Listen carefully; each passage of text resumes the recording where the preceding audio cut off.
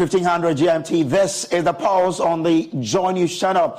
Now, coming up, this bulletin: push for dismissal of Cecilia Dapaah as Sanitation Minister, following what is now known as the cash, scandal that has ravaged the minister's home, involving millions of dollars, thousands of euros, and unspecified amount of cedis have all been stolen from her home.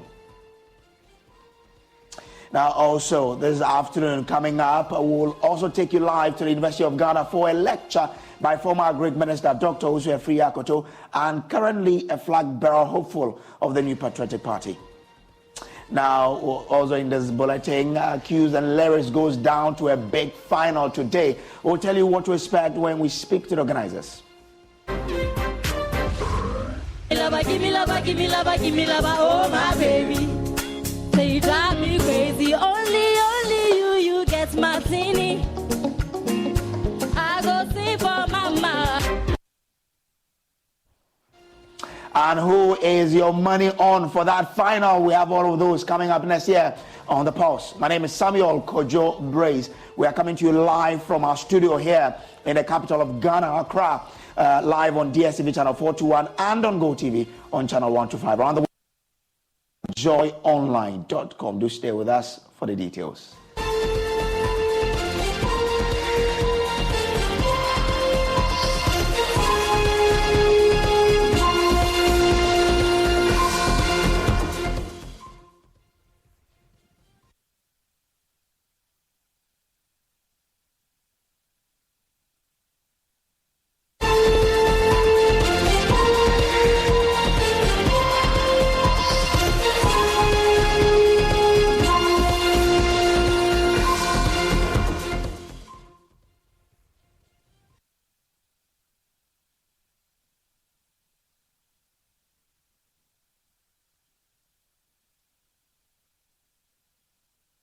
FM, the official mouthpiece of tertiary institutions, brings you the Hits Tertiary Show. Friday, 21st July 2023. The Hits Tertiary Show stops at the Ghana Communications Technology University in Tesano. Join us as we interact, socialize, and have fun at the Ghana Communications Technology University Tesano on Friday, 21st July 2023 from 2 p.m. live on Hits 103.9 FM. There'll be loads of fun and entertainment as we deliberate on issues bothering students live on radio. Which tertiary institution do you represent? Watch out for the Hits Tertiary at a campus near you. For enquiries, call 0540-106-467 or 0559-691-797. Follow us on our social media platforms with the hashtag Hits Tertiary. Hits Tertiary Radio Show is brought to you by Hits 103.9 FM and partnered by the Ghana Communications Technology University. Sponsors: Access Bank, More Than Banking, Unidos Long Love Condoms, Certain Moments Should Last Longer, Niche Confectionery, A Taste of Ghana. I'm at the point in life, if you understand me or not, misunderstand. EcoBank salary account, bro. See, with the EcoBank salary account, you will enjoy free life insurance, free debit card, save while you spend, and an amazing chance to double your salary. And even more consolation rewards in the EcoBank double salary promo reloaded. Guy, this EcoBank salary account sounds interesting. What do you think? Yara, but maybe next time, Charlie. You know what? I'll go shine my shoe. Yo, myself, I'll go check my BP. We going up, never go down, and we stay flat. Chairman, you see the white sign it here. Open an EcoBank salary account today for a lifetime of benefits. You also stand a chance to win more than double your salary in the EcoBank Double Salary Promo Reloaded from now till July 31st. Terms and conditions apply. And a job life regardless. This promo is under the supervision of the National Lottery Authority under the Caritas Lottery Platform. The Pan-African Bank. Daddy, this tank is big. Yes, that's true. It can store a lot of water. That's so true. Wow, it has a working tortoise on it. That's so true. I can see F-I-N Syntax. That is so true, my daughter. But it falls down, it will spoil. That's not true. But why? Hey! Syntax was the first to introduce double-layer tanks in Ghana. Syntax again was the first to introduce white inner layers in Ghana. Syntax gives you the biggest warranty, 7 years. No matter your water needs, Syntax is the answer. Syntax tank. Are you strong? Are you tough? Smile, Look lively, okay? Smile, smile.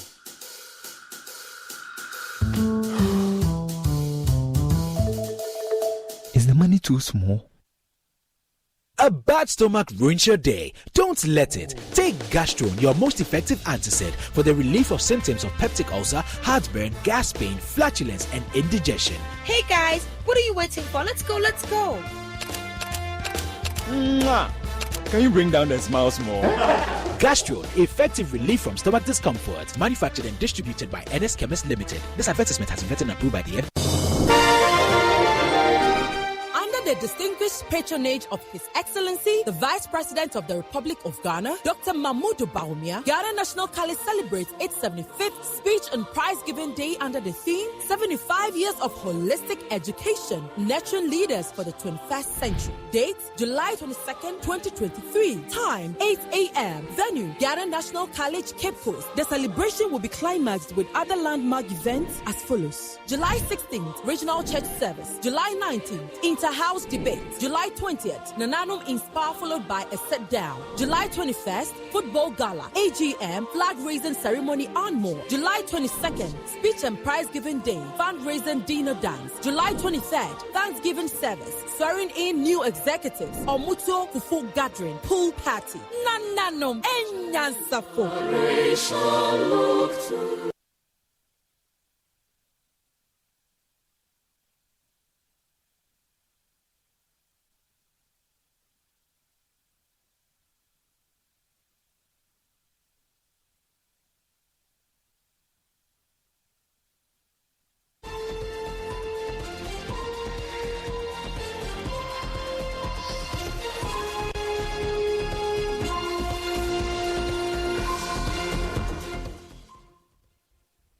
So let's get into the details of the stories this afternoon. There is a push for President Akufo-Addo to sack Sanitation Minister Cecilia Dapaah following revelations she stacked in her home millions of dollars, thousands of euros, and unspecified amount of cedis, part of which have been stolen.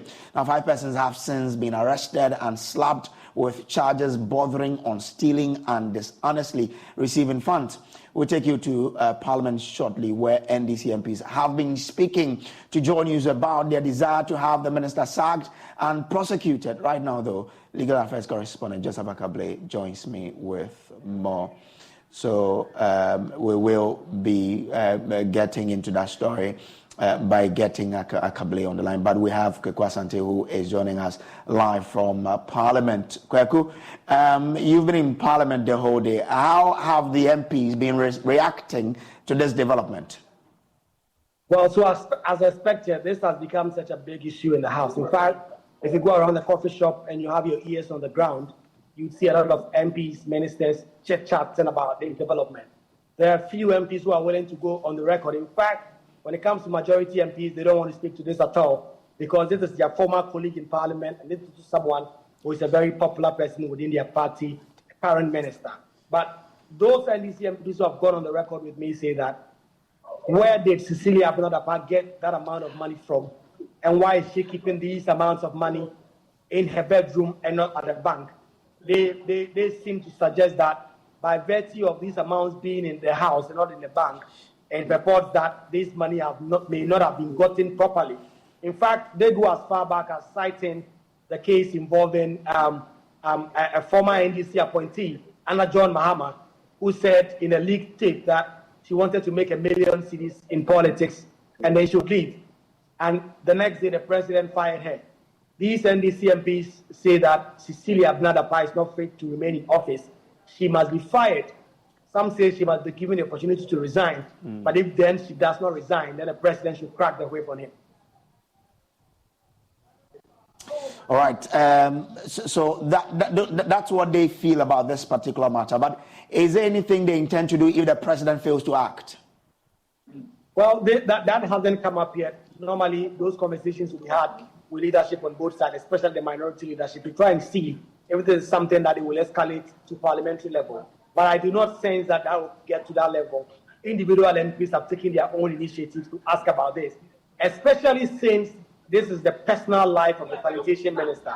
This is the minister, and this is not in any way related to her duties, official duties, as a Minister of State or as a former Member of Parliament. And so that is the concern. And so these NDC MPs demand that the president must dismiss her to show that he is really serious about the fight against corruption, and that keeping Madam Cecilia Dapaah in office sends the wrong signal that a minister can amass that amount of wealth, put it in a bedroom, and it be stolen. We put a question, for instance, about whether or not they are not concerned that this amount of money may be from some private endeavors of the Sanitation Minister. She may be a business person. Her husband may also be a business person. So how could they have come to the conclusion that this may be because of the husband? They do not want to listen to any of that. They say that this amount of money may have been ill-gotten through corruption, and she must step aside or be sacked. If that instead is ready, we can listen to these 3 NDC MPs who have been speaking about this and their desire to have Sanitation Minister Dapaah sacked by President Kufuor. She should be sacked.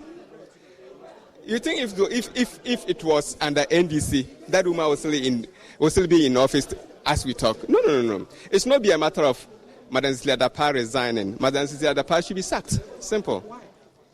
Why? Where did she get that money? It's not just even Ghana citizens. Where did she get that money? And accordingly, the cedis is in millions. We are not able to tell how many millions or how much cedis that they took from the house. Millions of cedis, euros, pounds, whatever. The woman should be sacked. We should find out how did she get the money, and before we do those things, she should be sacked. Just this morning I read the news, and I think it's unfortunate because I am not much concerned about how she got the money. But with this position, I think she should have deemed it right that such an amount should not be kept at home. Because we are even calling on ordinary people to put their monies at the banks just to also help boost the economy. So if you can hold over $1 million in your house, I think it's a bit questionable. And this, I think, to me, she should do the honorable thing. Will definitely demand that the minister clears the way. And that will simply mean that she should do the ultimate thing by resigning. Otherwise, the president must compel her to resign. Very interesting thoughts there from Parliament. Joseph Akable, who is our legal affairs correspondent, joins us via Zoom now. Grateful to you. First, who are these 5 individuals, and are all of them in court because of stealing from the minister? No, I mean, for some of them, so first, there are 2 house helps of the minister, that is 18-year-old Patience Botwe, and so she has been charged with stealing. The interesting thing is that Patience Botwe is said to have given some of the money she stole to her father, who is Kweku Botwe, and also her ex-boyfriend, who is Benjamin, and her current boyfriend, Malik Dauda. And so Patience has been charged with stealing, whereas the ex-boyfriend, the current boyfriend, and the father have been charged with dishonestly receiving. Then there's the other accused person, Sarah Ejay, who is also a house help of the minister. And so that brings the number to 5 in terms of those who have been put before the court in relation to this particular matter. Do we have a sense of how exactly these huge amounts were stolen? So they were stolen from her bedroom, which she shares with her husband. In June this year, the minister discovered that some items and money had been stolen. So she reported it to the police.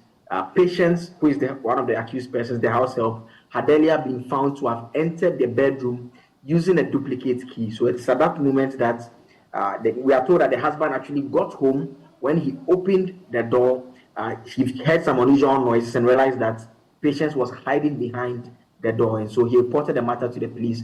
Then they undertook the check and realized that some monies had been stolen. So she was arrested and granted police inquiry bail because we are told she's a mother who was breastfeeding a child, and so the police granted her bail. At that point, she went into hiding, and together with her boyfriend, we are told she rented a 3-bedroom apartment at Mali at a cost of more than 100,000 cedis, as well as a store at a cost of 120,000 cedis. The police, when they arrested her the second time, managed to retrieve $40,000, and we are told that 72,000 cedis were also retrieved from her. She's also alleged to have bought a house at a cost of $70,000 at Amrahia and furnished it with brand new refrigerator, television sets, as well as other home appliances. Patience also said to have bought a Hyundai Elantra for her boyfriend, and she also gave her ex-boyfriend an amount of 1 million cedis and her father 50,000 cedis as well. And so that is how come the father and the boyfriend have been charged with dishonestly receiving. Very interesting details there. Now, tell us about the other items that were seen in the house or part of this particular case. So in terms of the other items that were stolen beyond the cash that we've talked about, the dollars and the cedis that we've already spoken about, clothes valued at 95,000 cedis belonging to the minister was stolen. Also, jewelry valued at $95,000 stolen from the residence as well. Then kente cloth worth 90,000 cedis also stolen. Then 6 sets of men's suits. We are told that was valued at $3,000, which are properties of the minister's husband, were also stolen. Interesting. Grateful to you, Joseph Akable, for these details. So these are the details of this particular case. Later, we'll be speaking to an anti-corruption campaigner on this. But before that, let's bring you other angles to this particular story. We've already taken you to Parliament for you to understand what the members of Parliament are making of this particular development, calling for the minister to either resign on her own accord or the president to act by sacking her. They are also calling for investigations into this particular matter to help unravel the circumstances surrounding which the minister will have over $1 million in her house, euros, and even an unspecified amount of Ghana cedis, to really understand what are the reasons why a woman, the minister, could be keeping these monies in her homes. Some other experts have even spoken about bringing in financial laws, asking that is it legal for an individual to keep such amounts of monies in the home. Other people have brought in the angle of armed robbery, that this will, spark people then sort of targeting some people in society. And there's a lot to this particular story. The news on the street out there. And of course, we'll be bringing you some reactions from social media as well for you to understand how people are reacting to this story.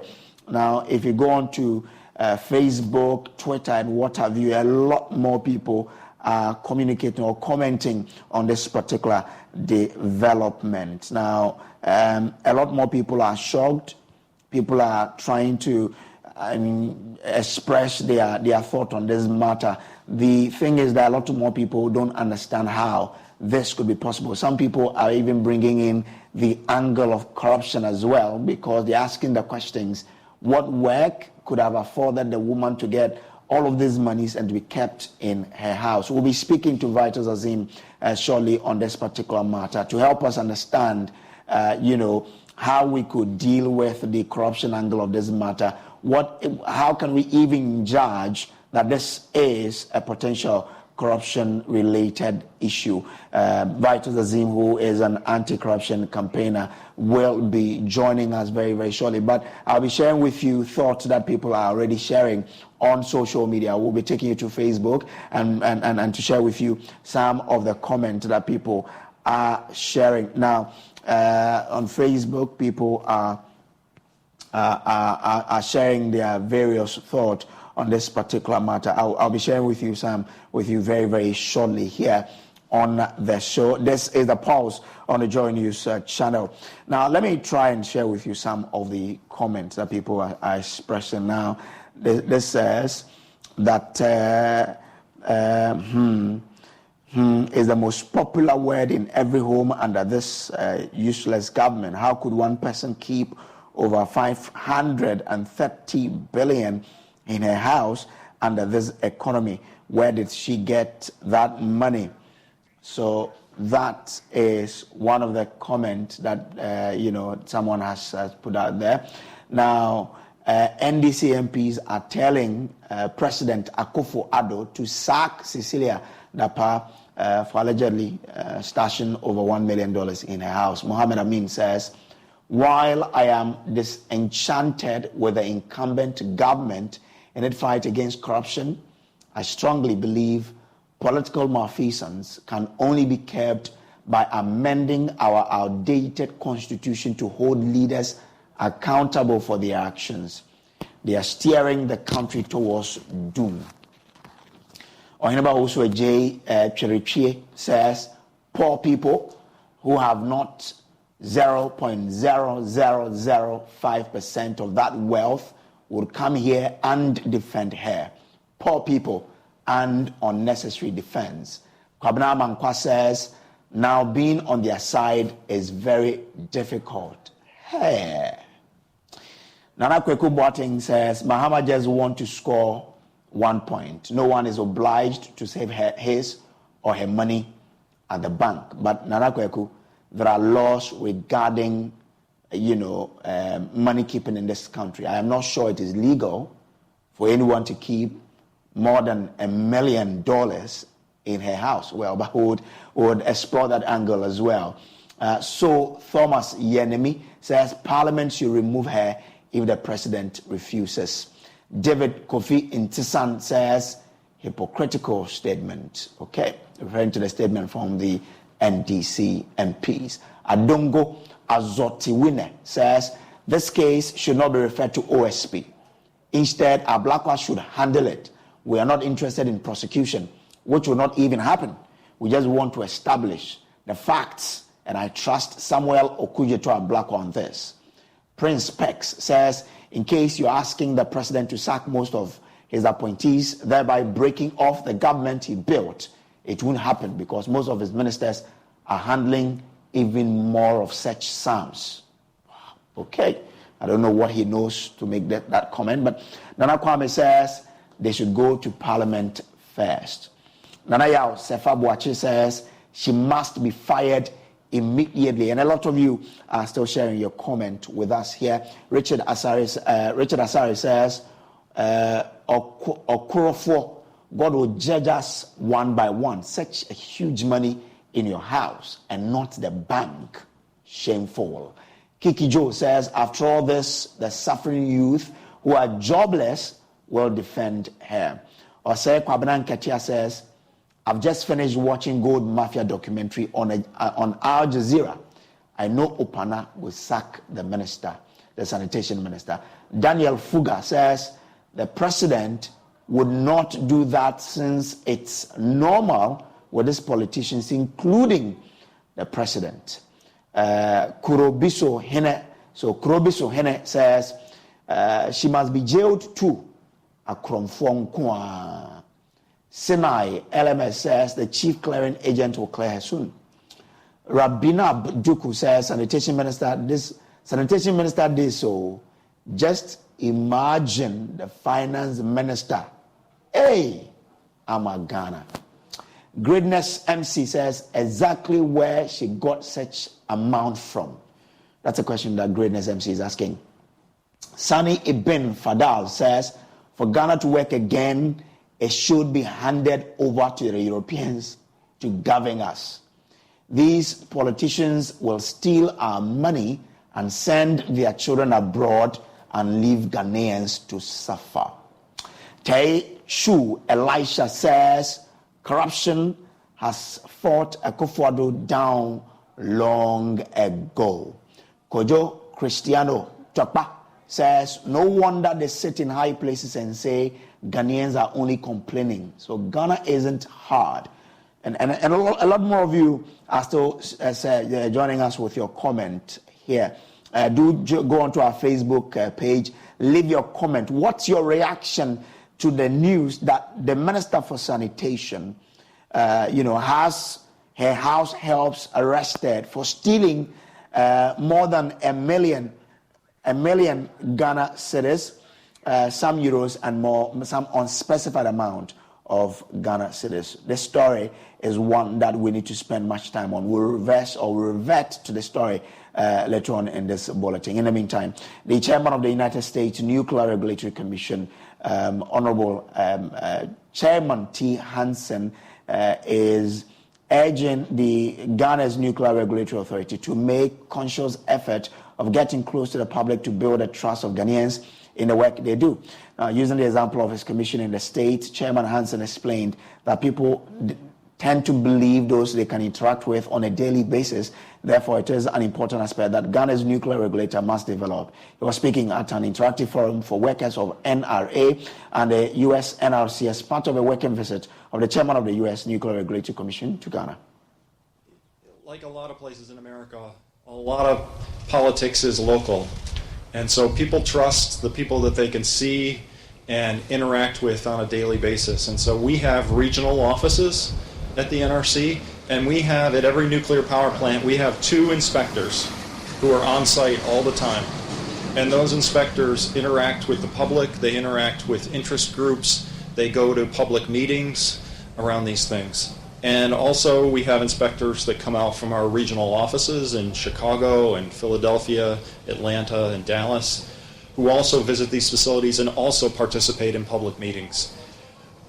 We do almost everything we do in the full view of the public, with maybe 2 exceptions. One is for maybe very special business technology specific information or security related information.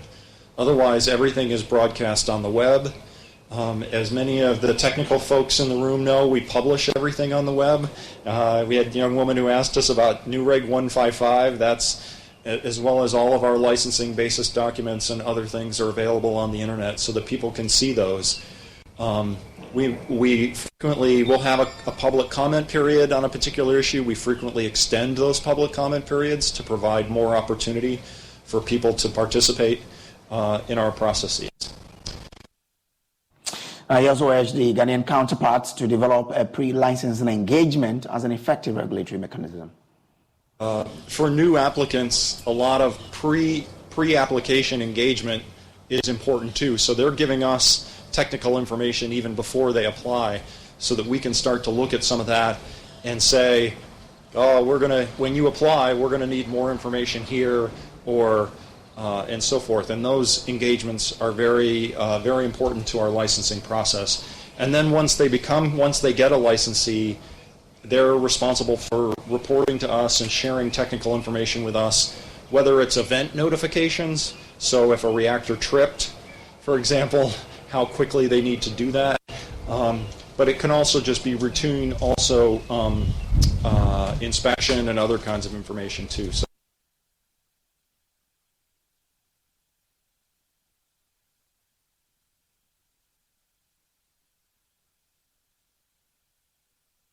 this is still the Pulse on the Journey channel. We'll take a quick break. When we return, we'll still have more reactions on the developing story in which the Sanitation Minister is allegedly, has had some of her mates steal more than $1 million from her home. Stay with us.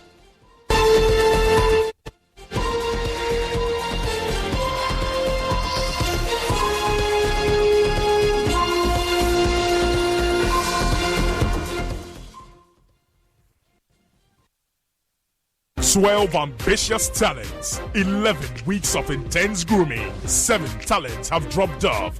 Now, down to the final 5. Who emerges the winner for the maiden edition of Joy Prime's Cues and Lyrics and goes home with their 20,000 cash prize, an all expenses paid trip to Dubai, a recording deal, and other amazing products from our sponsors: TM Music, Lovette, Kwabena Mufasa, Traeger, Limwell. Who wears the crown? Vote for your favorite to glory by short code *711 *60#. Join us on Saturday, July 22, 2023, 8 p.m. at the Silicon Production House, Tesano, as we treat you to back-to-back performances and the crowning of the ultimate winner of Cues and Lyrics. It will be a night of great music with special performances from Superstar TZ, Mighty, and the newest sensation on the music scene, King Paluta. Come cheer your favorite to victory. Attendance is free. Guests must be seated by 7 p.m. Cues and Lyrics is sponsored by Syntax Tank, Aya Strong, Aya Tough, Adansa Travels, and Ghana AIDS Commission. Cues and Lyrics, bring on the music. Joy Prime, your ultimate experience.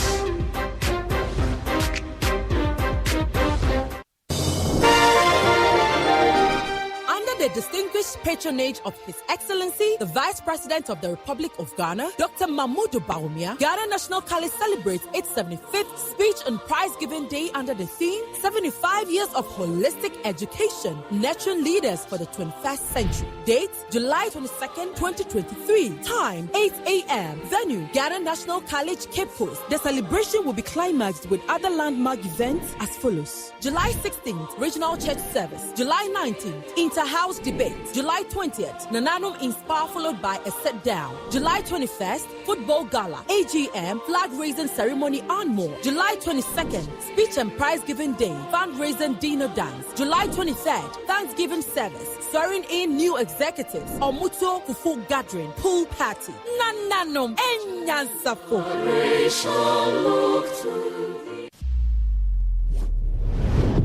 6 technical universities have set out to lock knives and ladles in the quest for the bragging rights as the Big Chef Tertiary School 2023. We know we are the best and we are not shaken by anyone. Hey. Chinese We are all the way from Takoradi Western to Greater Accra. Oh no, come on. Visitors cannot come from anywhere and come and defeat us. We can prepare dishes that are going to suit the judges all day. We are here to win. We are taking everything back to whole. The battle line is drawn. Big Chef Tertiary shows this and every Sunday at 5 p.m. only on Joy Prime. Big Chef Tertiary, the kitchen has no boundaries. Joy Prime, your ultimate experience.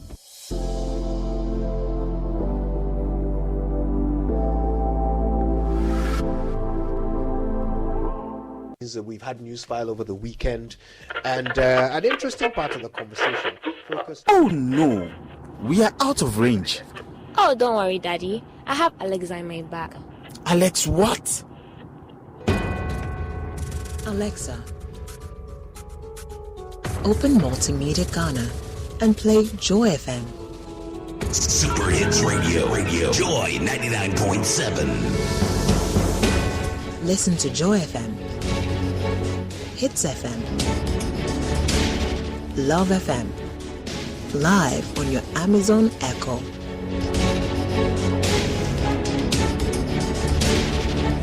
Listen to your favorite multimedia radio stations live on your Amazon Echo device by saying, Alexa, open Multimedia Ghana, play Joy FM or Hits FM or Love FM. Or catch up on your favorite podcast by saying, Alexa, play, and then the name of your favorite podcast from Multimedia Ghana. For a list of all podcasts available, say Alexa. Ask Multimedia Ghana to browse programs. And we are back like we never lost signal. Alexa, welcome to Multimedia. Has a meaning. If you recklessly and maliciously destroy reputations, you must suffer the lawful consequences. For every story, there are many versions of what is true. If you compare last year, which is 2,589 deaths, added to this year, We've already passed 3,000 deaths in 15 months. Every opinion can be debated. The political construct of the national interest can be interrogated. You cannot call for abolition of the Fourth Republic in the name of seeking constitutional reform. But some facts are hidden in the depths of interpretation. It's Alma too, Father Christmas, that he'll give you vaccines, 20,000, and not receive payment. So we check the facts. The truth is that we are in the third wave. I don't think we should kid ourselves that, oh, maybe it's about coming in and all that. It is here. Raise the standards of intellectual discourse and present the issues on the altar of unbiased scrutiny. This altar is Newsfile, your most authoritative news analysis program. We must practice independent, credible, and fearless journalism. Newsfile with Samson Ladia Yenini.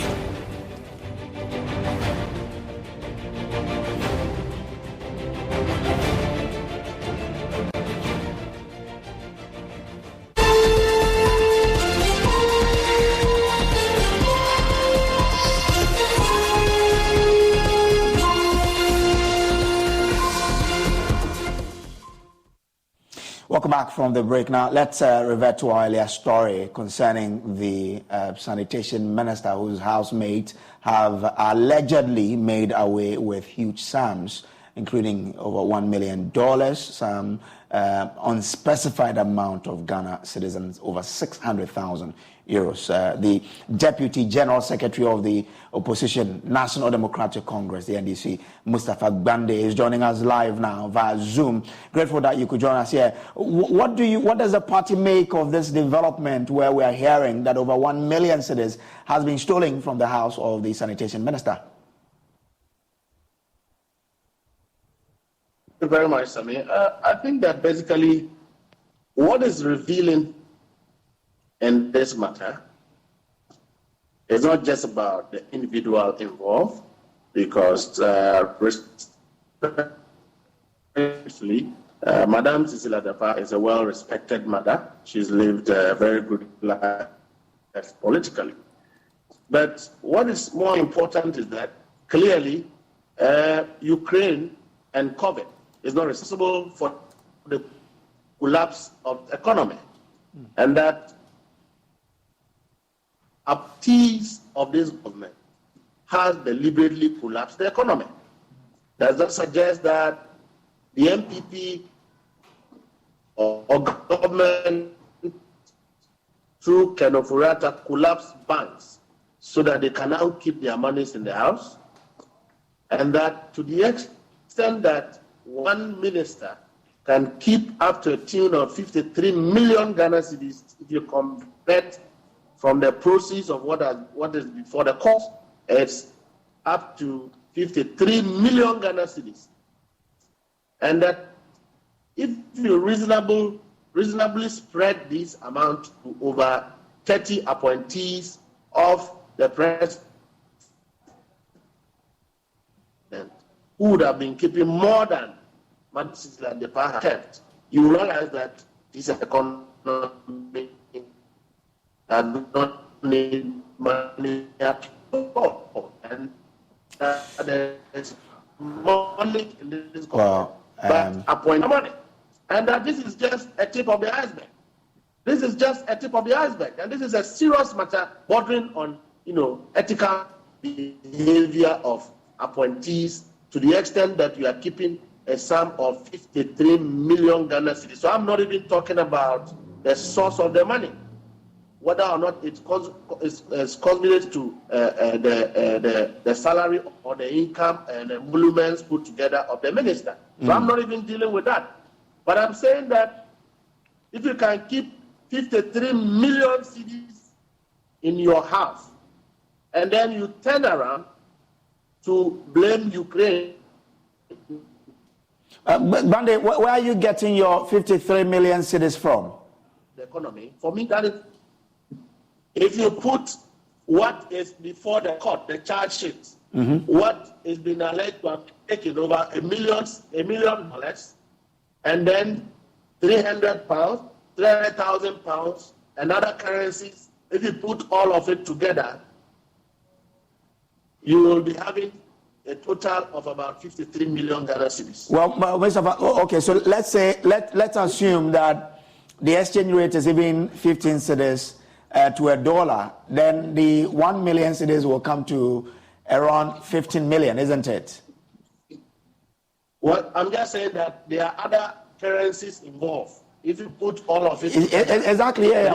I mean, 300,000. I'm not sure it would amount to the 53 million you're referring to. Well, even if you want to stick to the exchange rate of what is available to you, I know that if you put together all the issues, you will have 53 million. So if you want us to stay the conversation around $1 million plus 300,000 pounds, then you are speaking about one minister in a poor country like Ghana that is speeding to take bailout from the IMF, a government that is undertaking haircuts, a government that is seized monies of pensioners, which has no closeness with what is being kept in the house. So if that government is telling you that the collapse of the economy is as a result of COVID and Ukraine, that is the highest level of mediocrity, and that our position that the collapse of the economy is not by accident, it is as a result of high rate of political crimes, high rate of corruption, high rate of mismanagement and government expenditure. That is what has caused the collapse of the economy. The issue of Madam Cecilia Dapaah only goes to validate our claim. Well, Bande, won't it be an overstretch? But once it has not been established that the monies that were stolen were coming from probably government circles, she could possibly be involved in extra business. Even the husband could be involved in some business. So once that has not been established, if you say for a fact that it's coming from government circles, and that could be the reason why we are where we are, wouldn't that be too much of an extrapolation? What I did, if you recall, is that I'm not even questioning the source of the fund. And that I'm keeping conversation around the issue of the economy. And that a salaried worker should be paid to the bank, right? Yeah. But a minister of state can keep such huge amounts of money in her trunk.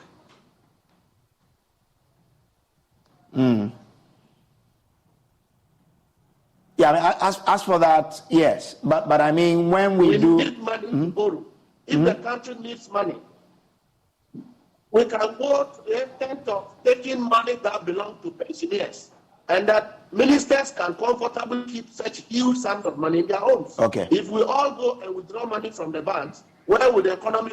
And so the government should keep shut from today, talking about Ukraine and COVID. The president should immediately take full responsibility of the collapse of the economy, pack his things, and leave the Flagstaff House. Because clearly, Nana Akufo-Addo and his team have no business managing the affairs of this country. And that we find ourselves in a difficult situation that is not by accident. It is deliberate, it is frustrated, and that Nana Akufo-Addo and his appointees are responsible for the collapse of the economy. One of the reasons is that they are keeping huge sums of money in their homes, and that they have deliberately collapsed the banks to let it look as if the banks were having problems. Meanwhile, they are keeping money in their homes. Well, Mr. So is it a position of the NDC that President Akufo-Addo should vacate his position because of this matter? Well, it is a position of all Ghanaians that has nothing to offer when it comes to the hardship of the ordinary Ghanaian. It is a position of all Ghanaians, including the NDC, that this government is corrupt.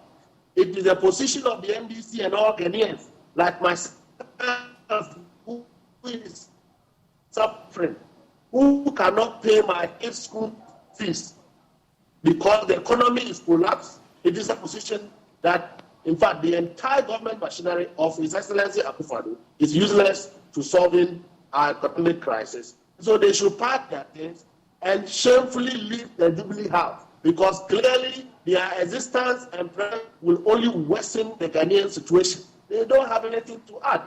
When you sleep, when you go home to sleep, to reflect on the situations confronting the country, the nightmare is that at 4 a.m. to 5, you will be awoken by a scandal.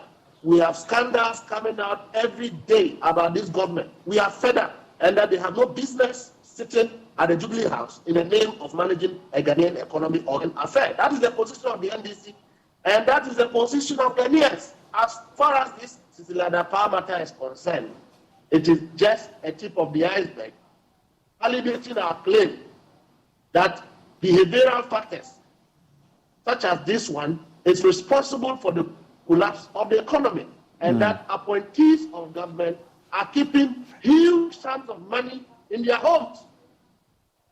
They are keeping millions in their homes, millions of dollars in their homes, and this is just one of such kind. If you recall the time that they printed a 200 Ghana cedi notes. You remember a video of young men packing huge, cartons of money. And then after a few weeks, one of them was reportedly, to have died. All of these issues comes up to speak, to validate our claim that Ghana is collapsed or has been collapsed. The economy has been collapsed by appointees of this government and nothing else. COP not responsible. Ukraine war is not responsible. Who are responsible are those sitting in the Jubilee House, our ministries calling themselves ministers. They are keeping huge sums of monies belonging to, which is supposed to be in the bank. They are keeping those monies in their homes. Wherever she got this money from, we will interrogate that further, maybe other day. It is the responsibility of the government to ask these questions. It is the responsibility of the special prosecutor to ask these serious questions. But as for us, as ordinary Ghanaians and a political party, we say that such behaviors are many of what led to the collapse of this economy. And that appointees of government, His Excellency Nana Akufo-Addo, are keeping huge sums of money in their houses, where they are absent banks. Who is breaching law? Who is breaching the laws that will help rebuild the economy? When appointees of government are keeping their monies in their homes, who will go and keep his money in the bank? But some of your members of parliament are rather calling on the president to sack Madam Cecilia Dapaah. I mean, if Madam Cecilia Dapaah herself does not resign, but you are calling on the president to leave. So if he leaves, then who sanctions or who punishes Madam Cecilia Dapaah for this? Bear in mind, the case has not been ruled on anyway. The president does not have credibility in fighting corruption. The president lacks the capacity to investigate anybody. When he himself has failed to investigate issues in his own office around the Jubilee House, he has failed to investigate his own cousin, the Minister for Finance. He has failed to investigate the fact that his own cousin got Gabi is involved in assisting people, do illegal mining. How can he be punishing a woman whose crime is keeping money in a house? Well, but the thing is that Gabi has not been caught engaging in illegal mining. As for that, I think we need to. It is not the NDC's position. It is the former Minister for Sanitation. He said so. He said so, and that the president has failed to do nothing about it. Okay. All right. But hold the line for me, Bande. Hold the line for me, Mustafa. Let me bring in a legal practitioner to look at the legal implications of keeping such amounts of monies in one's home. Lawyer Akwesi Boama is a private legal practitioner. He joins us now to help us with some perspectives. Lawyer, I'm grateful to you for joining us here. What does the law say in terms of the keeping of monies in our homes? Thank you very much. Thank you very much for this opportunity.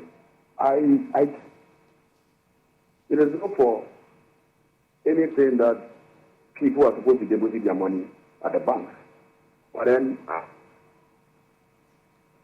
I'm not much privy to the subject matter. So what I want to say is that it is to have come across such an amount of money in the minister's home.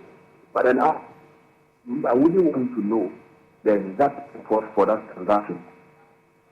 I'm very careful commenting on it due to this particular reason. But that said, I do not know of any law that forbids one from having in possession such an amount of money. Oh, okay. Okay. So it means that the law does not restrict anybody in terms of how much you can keep with you outside of the bank. Yes, I do not know of any particular, but then for security reasons and then some of these issues, it is not good to keep such a money around. So when issues of such things come up, the first thing that comes into our mind is the issue of money laundering. And then because you ask, why would somebody who want to keep such an amount of money in his house or a house? And so these are the issues related to. But then the money, keeping the money itself in one house, I don't think it is a subject matter of a crime or a pursuit of a crime. Same is the law forbids it. Okay. But looking at, taking it from the angle of money laundering, what does the law say on that? The money laundering is very simple. Trying to make bad money good money. Maybe somebody has gotten some proceeds of a crime from another country or in area, and then he's trying to invest it to let it look like the good money. That is all it says. So that is why the state has come out with the Money Laundering Act to govern such a regime. So that's like I said, I'm not privy to much information, so it's very difficult for me at this juncture to be able to comment and then look at it from any merit or whatsoever point of view. But on the face value that these monies were in the house of an individual, $1 million, over 300,000 euros on specified amount of Ghana cedis. I mean, doesn't the Money Laundering Act or Money Laundering Act talk about this? That's what I'm saying. That so far as I know, I do not know of any particular act that forbids a citizen of Ghana from keeping certain amount of money with him or her. Okay. The only thing is for security reasons, it might not be good. And then it will also create room for suspicion that as to how such an amount of money could get into the hands of an individual. So I do not know of any act or law that says that you cannot have such a transaction. But the moment you begin to have such money in terms of raising some people of suspicion about the particular activity or the source it came from. So in court, if we are to prosecute this matter, and you have to prosecute it from the angle of the money laundering, what would the law be looking out for? Money laundering, just like I said, is the proceeds of an illegal activity. And so, first of all, it might be established whether or not the money is a proceeds of an illegal activity that is channeled into a proper business. Okay, so that is what it makes it, trying to make bad money, simply put, bad money, good money. And so, if these elements are lacking, and the person is able to agree with evidence to the effect that this was the money I worked for, or I was about to use for a particular transaction. So if it happens that way, it becomes very difficult for one to establish that it is a contact or element bordering on country. Okay, interesting. Grateful to you, lawyer, for joining us here with your perspective. But on the people who've been charged as well, we are told that there are five persons who are facing, the court on this. Any thought on how this case could probably progress? Oh, I think it's just as I said, because you have not read the charge sheet. I don't. But then I just heard a brief headline online and then from media platform. So they either must be established this field in court. So the burden is for the prosecutor or the prosecution to establish in court that the third amount belongs to these people, the minister and the husband. And for that matter, these people at a point in time, these pay the money or the actually in court. I mean, it depends. So if they are able to establish it in court, obviously, there's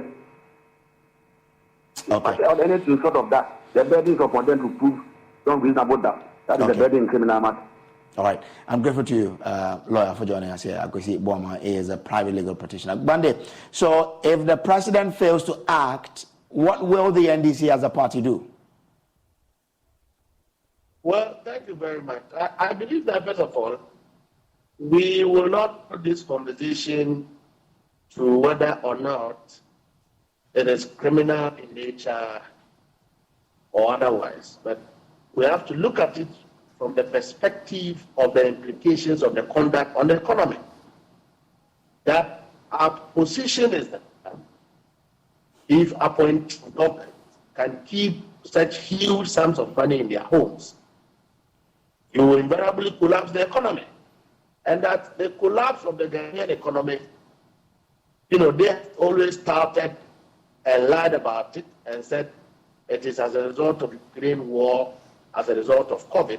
We are saying that these and many more activities have led to the collapse of the economy. And that we cannot hold COVID and Ukraine responsible for this. If the president fails to act, which I believe he will not, it does not repair the economy as it is today, but it only speaks to expose what has led to the collapse of the economy. And that government, the MPP and its appointees must take responsibility for where we have come to in terms of the collapse of. Okay, all right. Grateful to you, Mr. Mustafa Bande. He is Deputy General Secretary of the Opposition National Democratic Congress. To other stories now, and PANAFest is an acronym for Pan-African Historical and Theatre Festival. It is a cultural event held in Ghana every 2 years since 1992 for Africans and people of African descent to promote and enhance unity, Pan-Africanism, and the development of the continent of Africa. Joining us with details of this year's event is Corporate Affairs Director of the Ghana Tourism Authority, Jones Nelson, and Chairperson of the PANAFest Foundation, Professor A.C. Sutherland Addy. Grateful to have you here. Let me start with you, Jones Nelson. So, what is the focus of this year's celebration or this year's festival? Thank you very much. First of all, I'll give a shout out to the listeners in the tourism fraternity, especially the Minister of Tourism, Honorable Mohammed Ibrahim Awa, my CEO, Mr. Akwesi Ajima. First of all, this year we are having both PANAFest and Emancipation together. PANAFest is an acronym, Pan-African Historical Theatre Festival. It is celebrated biennially every 2 years, and then that of Emancipation is every year. So this year happens to be the two programs coinciding. And we have the theme for PANAFest, reclaiming the African family and confronting the challenges to face, confronting the past to face the challenges of the 20th century. And that of Emancipation is empowering the African family to confront challenges of the 21st century. So this one is talking about reclaiming the African family to look at the challenges ahead. And then Emancipation is also talking about empowering the African family. As much as you know, PANAFest Emancipation has been celebrated. This year, we have Emancipation being 25 years. Emancipation Day celebrations is 25 years this year. PANAFest was 1992, first celebrated in Ghana 1992. So these are the themes. And we've had a number of programs outlined there. We had this pilgrimage, Northern Pilgrimage Tour, which started 2 days ago on Wednesday. We have a group of people participating in a tour to the northern part of Ghana from Accra. So they started with Pikoro slave camp yesterday. there was a Durbar of Chiefs and a few celebrations there. As I speak now, they are currently in Salaga. If you remember, Salaga, we have the slave wells and the slave camp. They are also visiting there today for an atonement. Tomorrow will be Bono Manson Slave Market. They will have a tour of the place, interactions with the people and the chiefs and people and the Durbar, mini Durbar. And then Sunday, they will be at Asimpraso. So when the slaves were taken from up north, Pikoro, they came down to Asimpraso. They crossed the River Pra before they were taken to the dungeons, to the castles, and then to their unknown destination. Monday, we'll have this wreath-laying ceremonies in Accra, where we'll lay wreath to pay glowing tribute to our ancestors and forebears. Dr. Kwame Nkrumah, Dr. George Padmore, and then Dr. W.E.B. Du Bois will be having the wreath-laying ceremony. And then the same evening, we'll be having what we call creative explosions. So with the creative explosions, we'll be having it at the National Theatre. There will be all performances in all the arts. We're talking in terms of traditional music. We are talking in terms of poetry, drama, musical concerts. So we have music that Rocky Dawuni coming. We have jazz prophets from the U.S. And then there's also going to be a performance, Chief Moments play on Mansa Musa. If you did your history, remember your history, Mansa Musa. One significant event is also the Wreath Lanes, the reverential nights at Cape Coast Castle, where we are going to have a candlelight procession, and there's going to be spoken word, roll call of ancestors, and then a proclamation of emancipation. And lastly, 1st of August, we are having to climax at Asim Manson, where we are going to honor our heroes, our ancestors with a grand Durbar, and then a visit to the Don Consul at Asim Manson. Let me bring in Prof. Saadi now. Prof, so what can we do to ensure that this becomes a celebration that is accepted by all, that we give it that huge celebration like we give to other festivals that come up, during Christmas?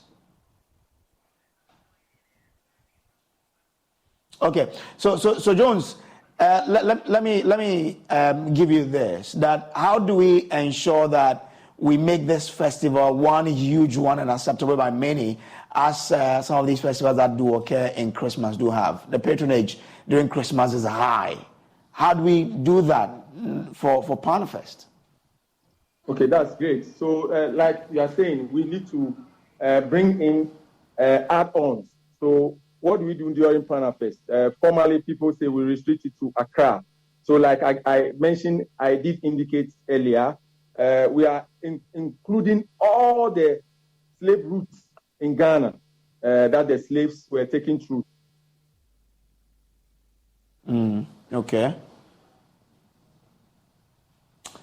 All right. Okay. So, Prof, in trying to get a buy-in. So Pikoro has come in, Salaga. Let me bring in Prof now. Prof, why should I, buy into Panafest and show so much concern, such that I would treat it as though I'm treating a party in Christmas? Well, it's not a party. So let's take a look at Easter, for example. So there are days like Good Friday, when you contemplate and think of what's happening, and then there's the Easter day where we all go and and rejoice and so on.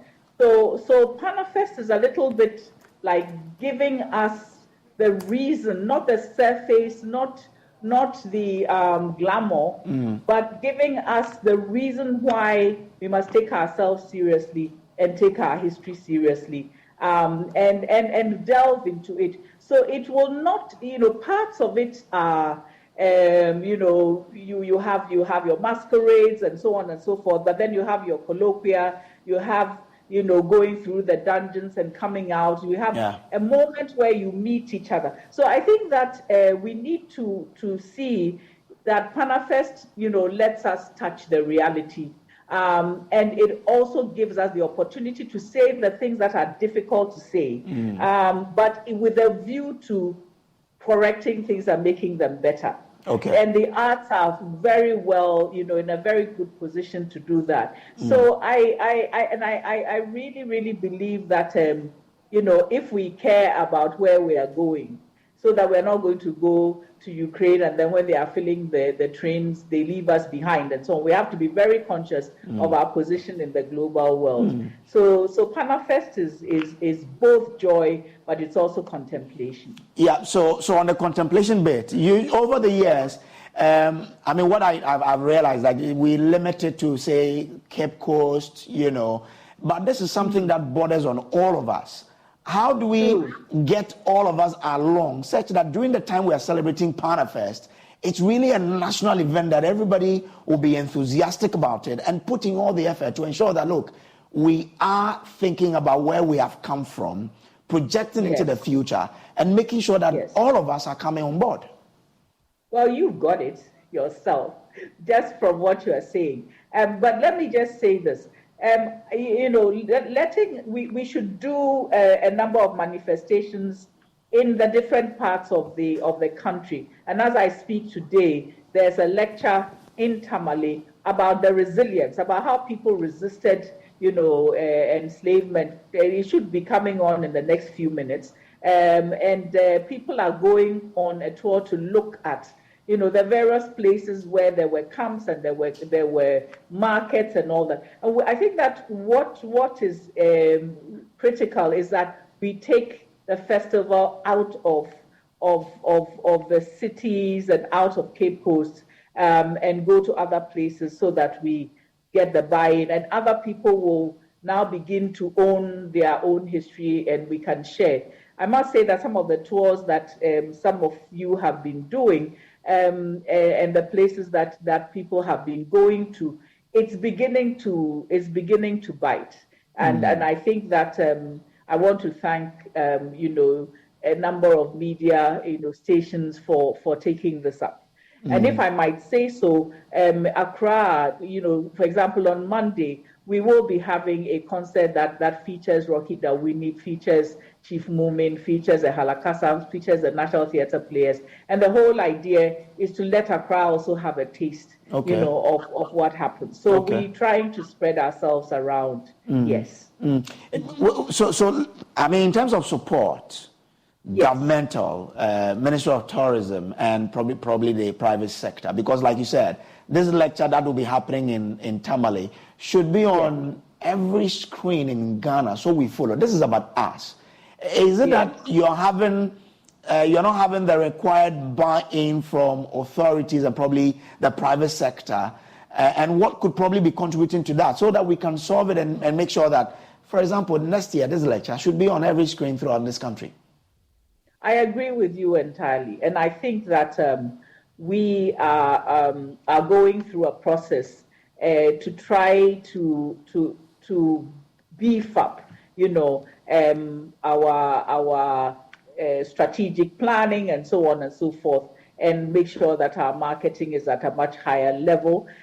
So I wouldn't deny that we're going through that process. And I think that, it's great to have all of you concerned about assisting us to do so. This year is not an easy year, for the government or for the private sector.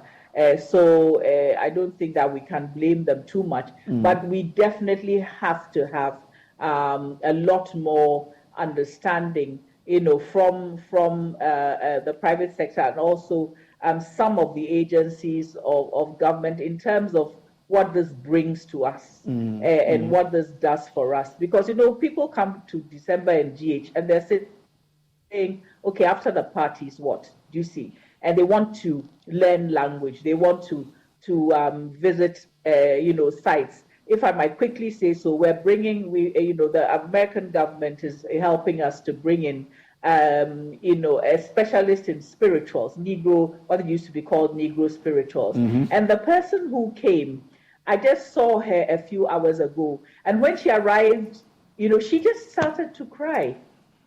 because she wanted to, it was so important to her to have come, and so important that she's going to share this knowledge and art that has been created by our people elsewhere over here. So we need to be proud of what we offer, and being the place where people come to get some substance, in addition, of course, to the wonderful parties and so on that we hold. So, I'm thanking you once again for bringing up these questions, because I think there's a lot to do in terms of getting us to understand that in the global world, we still have to make sure that, we tell our own stories and make sure that we are at the table as far as what is happening globally is concerned. There's also this phrase that says, catch them young and they shall be yours forever. What is our strategy in trying to get our young people at the basic schools to even know their culture so well and their history so well that when they grow, they are the ones who will be saying that I want to be part of Pan-Affairs because it gives me the opportunity to then try to rekindle the identity in me and to understand myself better? Well, I think that in school and out of school, we have to work on it. Now, there isn't enough being taught, concerning this era, perhaps because people think that it's past. But until you feel the impact of it, in contemporary life, and then you will know that it's not past at all. So we do need to beef up what is being taught about enslavement and colonialism, not in terms of a pity party, but in terms of understanding, the strategies that were being used and why they were used. So yes, there's a lot of work to be done there. And I think that things that are done extracurricular, we do have, Pan-African clubs. We do have a youth day, at Pan-Affest. But our young people have been doing quite a good job in they themselves, getting other young people involved. So I'm very hopeful that that kind of approach where young people take up the mantle themselves is going to be the kingpin as far as this, what you're talking about is concerned. But there's a lot of work to be done. There's a lot of work to be done. We need to help. For example, I always talk about nursery schools and the fact that all the icons there, all the heroes there, it's Mickey Mouse and Snow White and the Seven Dwarfs and so on. And we have to work to create content that children can be proud of. So yeah, I agree with you entirely. All right, Prof, I'm grateful that you could join us here. But before you go, what will be your parting words to our viewers across the world? My parting words to our viewers is that we've got, we've created a precious platform, and we should all get together to make sure that that platform serves us well. And I will also want to just, make sure that I invite people in Accra to come to the National Theatre at 7 p.m. on a Monday, to come and have a taste of Pan-Affest, so that you don't feel, left out. So please come. There will be wonderful music. There will be food and also dance, drama, everything. That gives you a taste of what we have, contributed to the world as Africans. Right. Thank you so much, Prof, for joining us. And I wish you all the best. We will also be there, especially for this concert. Grateful to Professor Sutherland Addy and also the Ghana Tourism Authority person who joined us for this conversation. I hope that we'll all be part of this Pan-Affest to promote our identity and culture and help, train our young ones where we've come from and where we are going. This is still The Pulse on the Joy News channel. We'll take a very quick break. We'll be back. We have a conversation for you here. Okay, now let me try and bring you in studio for us to have this conversation here. But let me just take a very quick break to rectify something. I'll be back. There's still The Pulse. Stay with us. We have a very beautiful conversation coming up here on the show. Stay with us.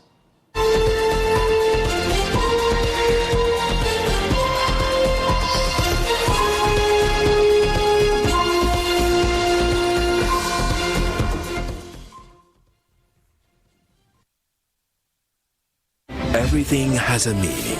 If you recklessly and maliciously destroy reputations, you must suffer the lawful consequences. For every story, there are many versions of what is true. If you compare last year, which is 2,589 deaths, added to this year, we've already passed 3,000 deaths in 15 months. Every opinion can be debated. The political construct of the national interest can be interrogated. You cannot call for abolition of the Fourth Republic in the name of seeking constitutional reform. But some facts are hidden in the depths of interpretation. Is Al Maktoum Father Christmas that he will give you vaccines 20,000 and not receive payment? So we check the facts. The truth is that we are in the third wave. I don't think we should kid ourselves that, maybe it's about coming in and all that. It is here. Raise the standards of intellectual discourse and present the issues on the altar of unbiased scrutiny. This altar is Newsfile, your most authoritative news analysis program. We must practice independent, credible, and fearless journalism. Newsfile with Samson Ladia Yenini.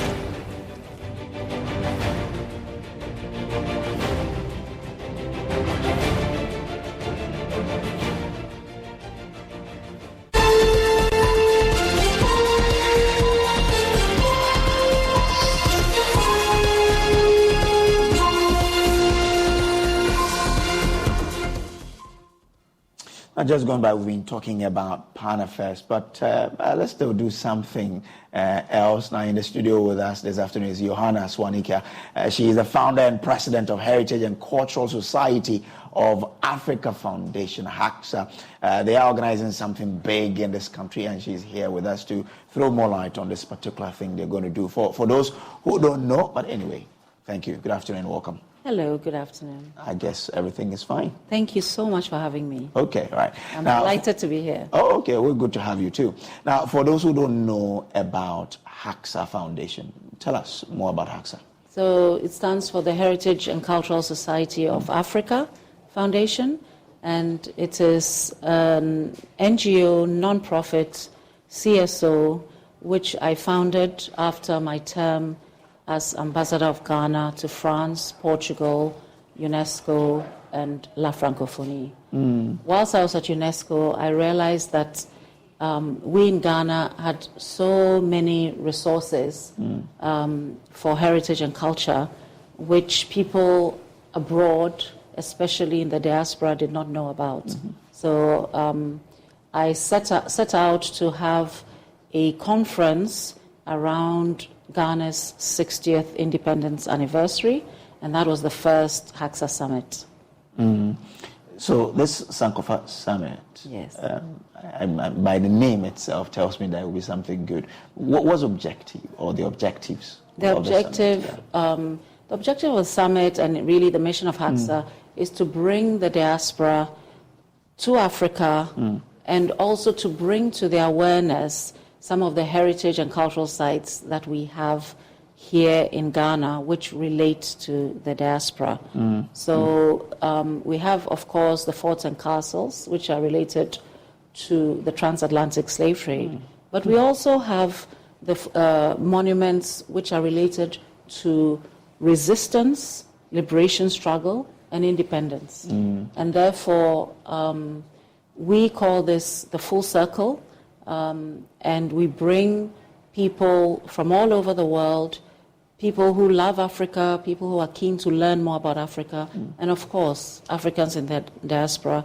But the mission of HACSA is, can be summed up into the present, the past, the present, and the future. That's why we use Sankofa as our logo. Yeah, so the past, I've just talked about. People need to know about this heritage and culture in Ghana. But then the present is also supporting African creatives. Here in Ghana, but also beyond the shores of Ghana. So we've partnered with Tufts College to give tuition-free education to talented young Africans.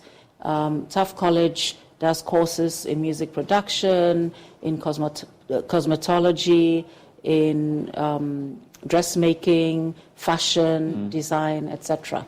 So we also do exhibitions, like we had the James Barnor exhibition. Okay. Yeah, in around the 60th anniversary of Ghana, we brought Mr. James Barnor to Ghana. He's a resident in the UK. James Barnor is also our patron, and he turned quite 94. recently, a colleague of mine who studied in the UK did something on him.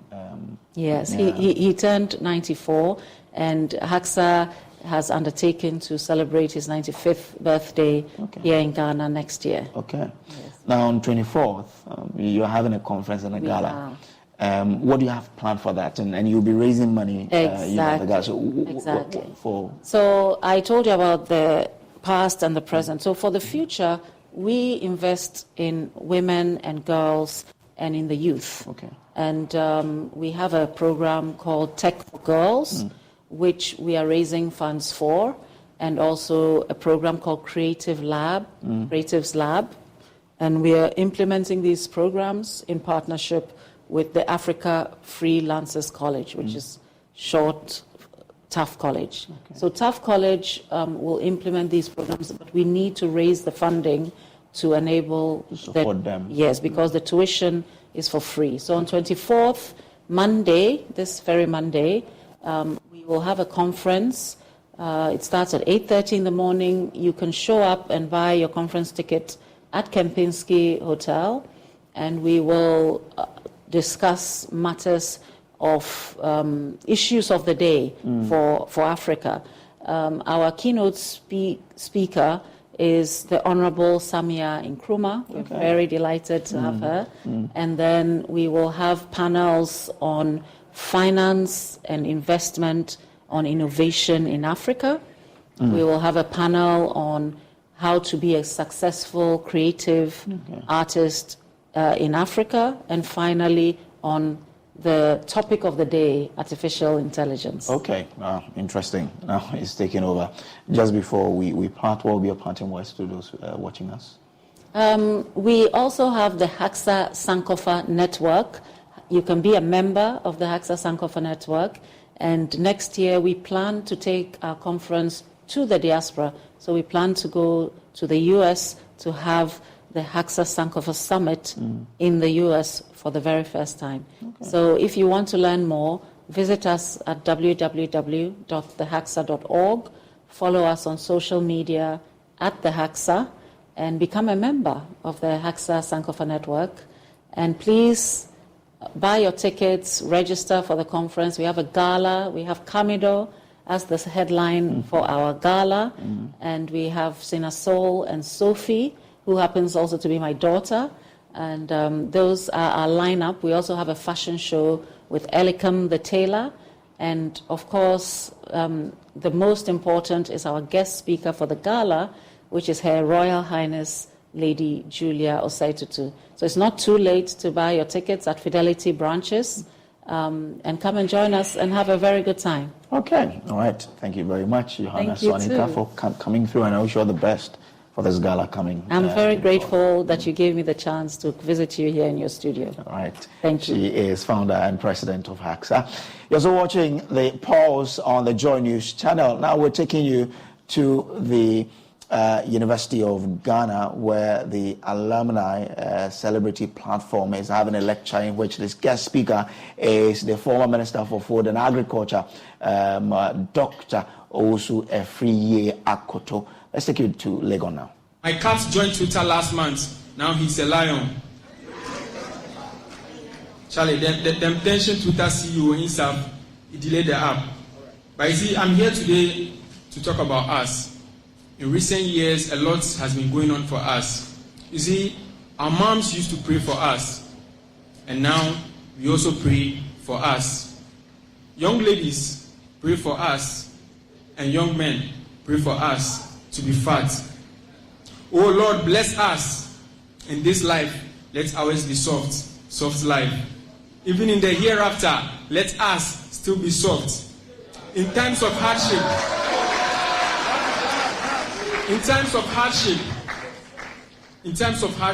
when our banana is ripe, let us enjoy the fruits of our labor. Let us eat it all. In times of cold, when our blood is freezing and you see us shaking, clothe us with your tender touch. Grab us so we unite in orchestrating the kindling of hellfire. Thank you. Sustained applause. Thank you. Thank you. Thank you so much. I live in Accra. You don't have capital. I do have capital. Distinguished ladies and gentlemen, we are gracious to have the hallmaster for this prestigious Mensa Sabbath Hall. And I would like to invite Dr. Roger Attinga to give us a welcome address. Put your hands together for her.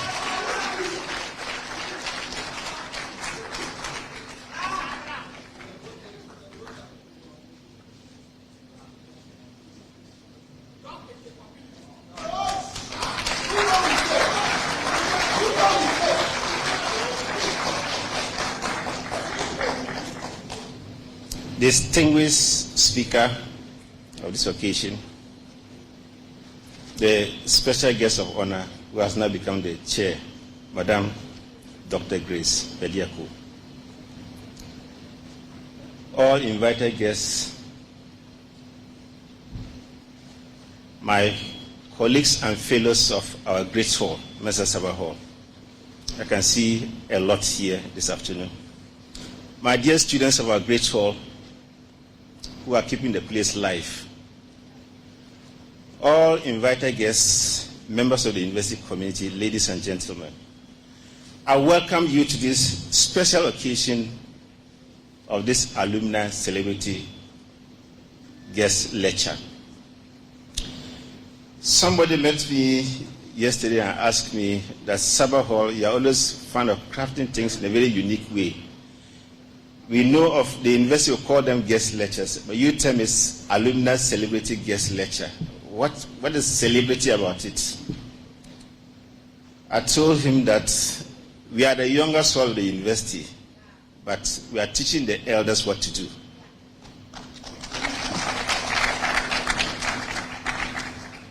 Look at these four personalities. Is it not power-packed? Isn't it? People of substance and clouds.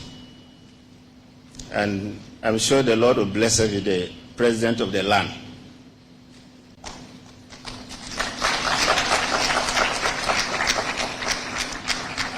Aren't we going to be proud about that?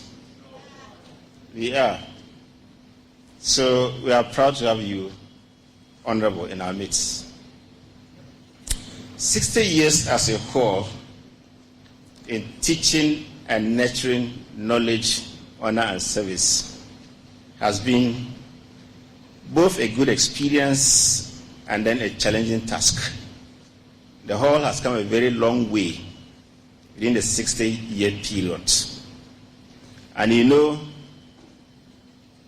it said 60 years the age of retirement. So once you are retired and you're at home, we need to celebrate you. And that's why we are placing special emphasis on this 60th anniversary, because Sabbath Hall has actually achieved a lot within the 60-year period.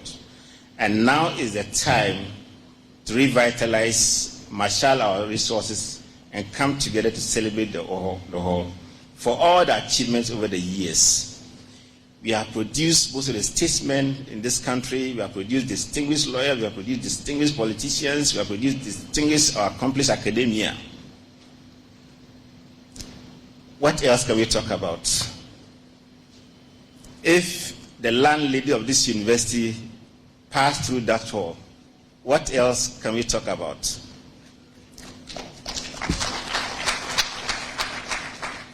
I think it's an opportunity to revisit the past and be proud of ourselves, and to continue to write the history together. 60 years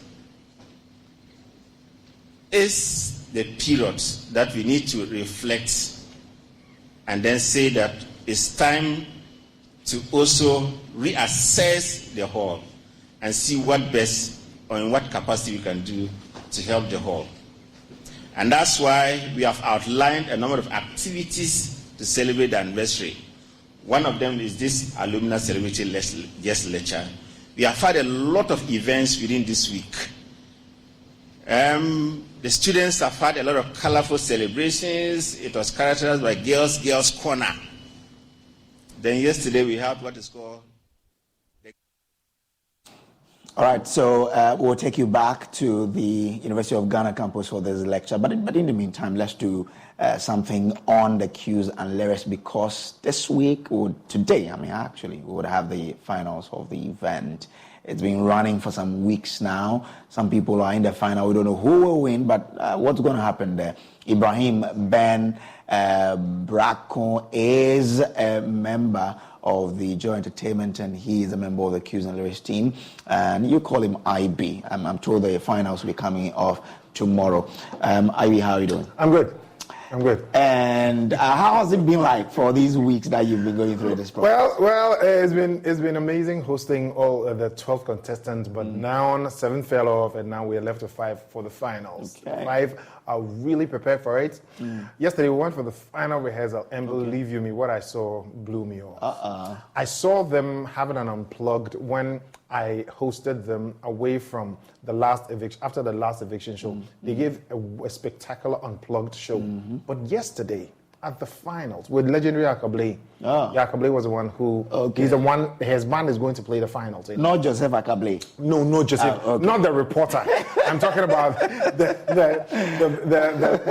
most legendary African guitarist from Ghana, Akablé. Yes. He had a good rehearsal with them yesterday. The 5 contestants, that is Lemuel, Kwabena Mufasa, Lovette, TM Music, and Tragan. Okay. They were just off the hook. It is giving me an insight that Saturday at Silicon House Production, it is going to be an experience that you will never forget. But the 11 weeks or 13 weeks or so, because we had 11 weeks evicting every every episode, and they've had like 2 weeks to actually get everything right for the final. So they act together for the final, the big day itself. Okay. Well, all this time it's been a roller coaster of emotions.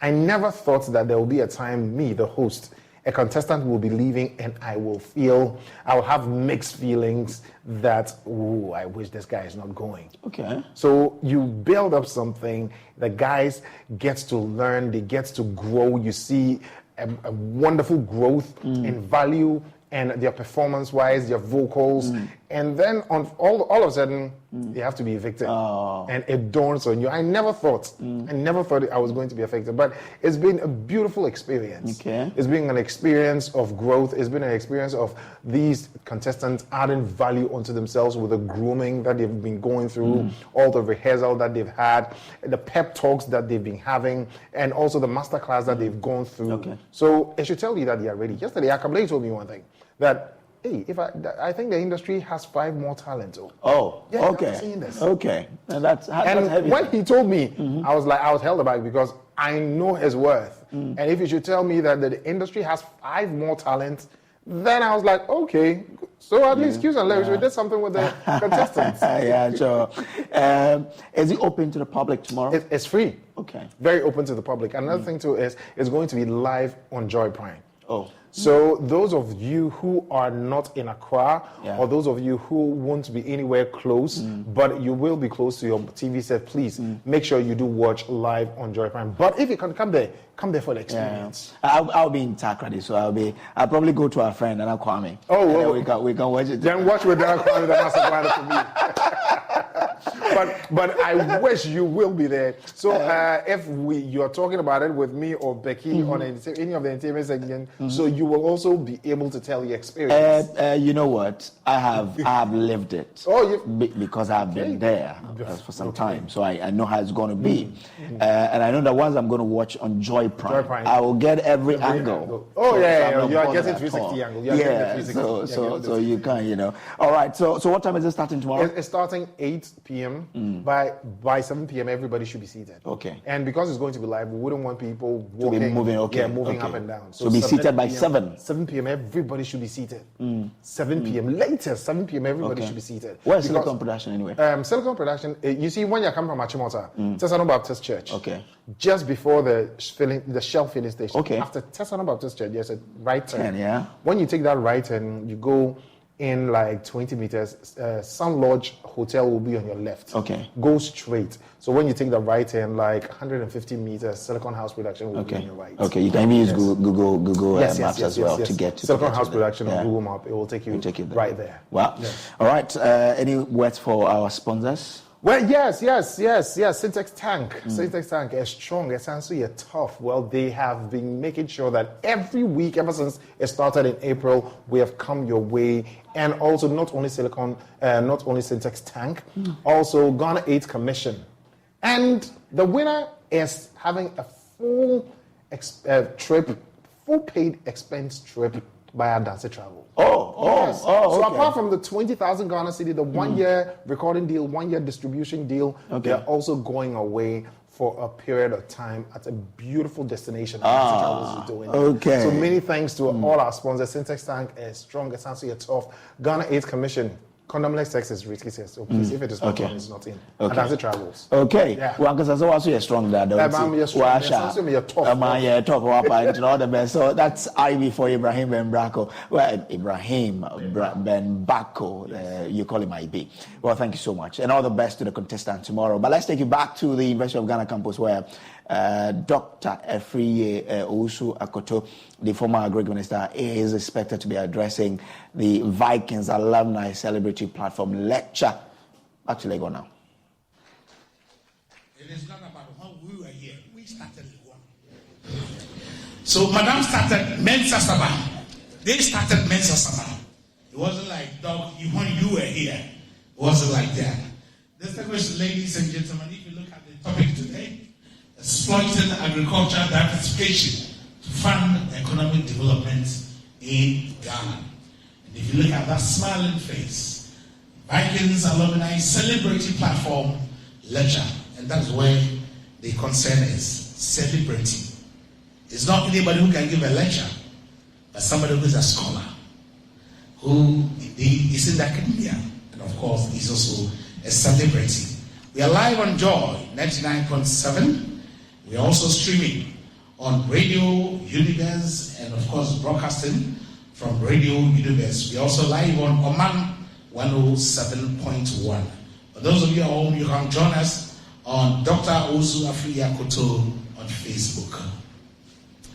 Distinguished ladies and gentlemen, it's always a great privilege for me and an honor to introduce a truly remarkable individual who has dedicated his life to the advancement of this country in various capacities.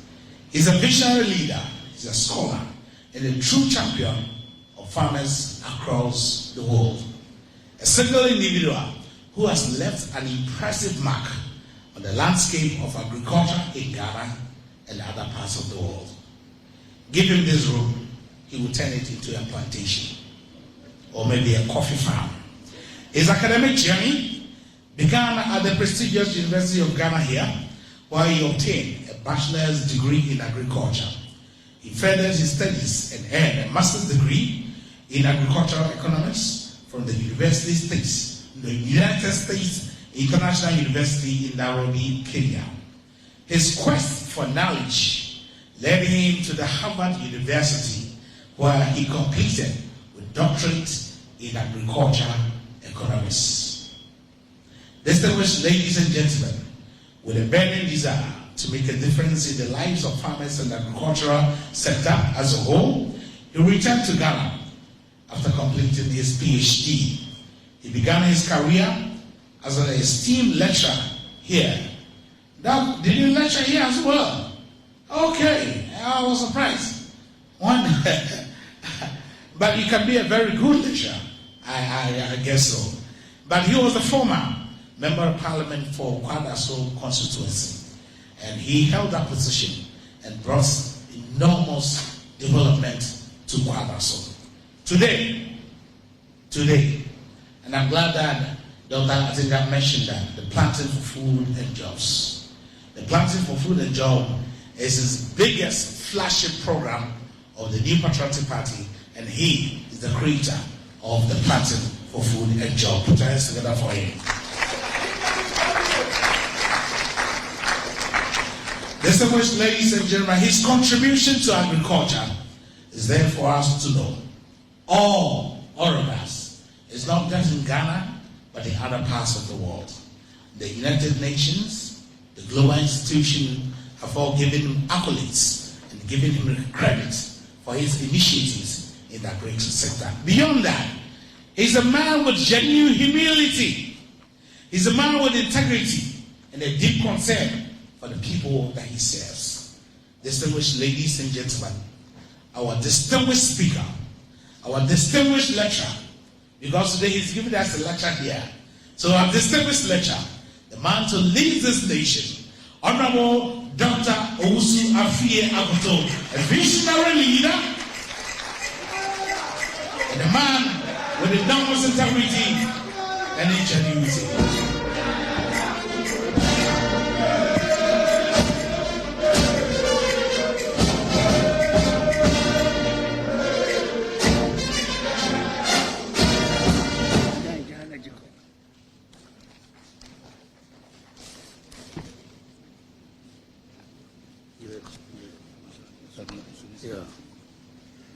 Please.